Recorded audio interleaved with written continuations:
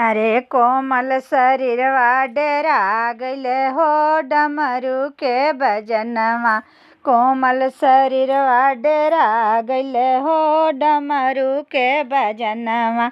झनर झनर साप करे झनर झनर बीछी, झनर झनर साप करे झनर झनर बीछी। जटवा में गंगा लहर मारे हो डमरू के बजनवा। कोमल शरीरवा डेरा गइल हो डमरू के बजनवा।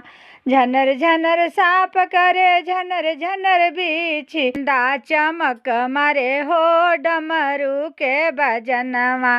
कोमल शरीरवा डेरा गइल हो डमरू के बजनवा। झनर झनर साप करे झनर झनर बीछी, झनर झनर साप करे झनर झनर बीछी। कमर पर मृग छाल लहर मारे हो डमरू के बजनवा।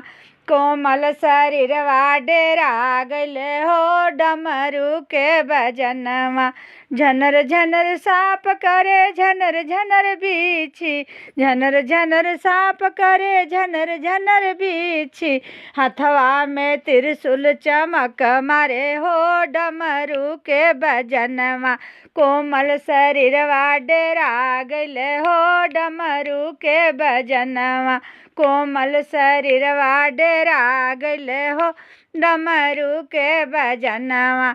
झनर झनर साप करे झनर झनर बीछी, झनर झनर साप कर झनर झनर बीछी।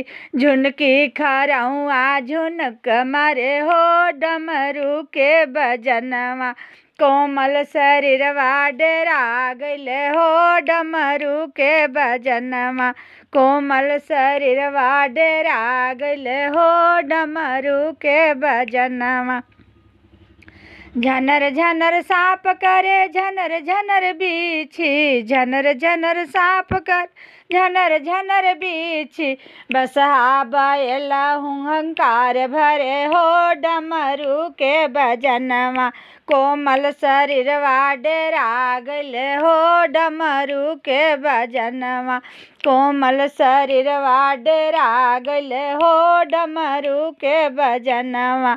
झनर झनर साप करे झनर झनर बीछी, झनर झनर साप करे झनर झनर बीछी।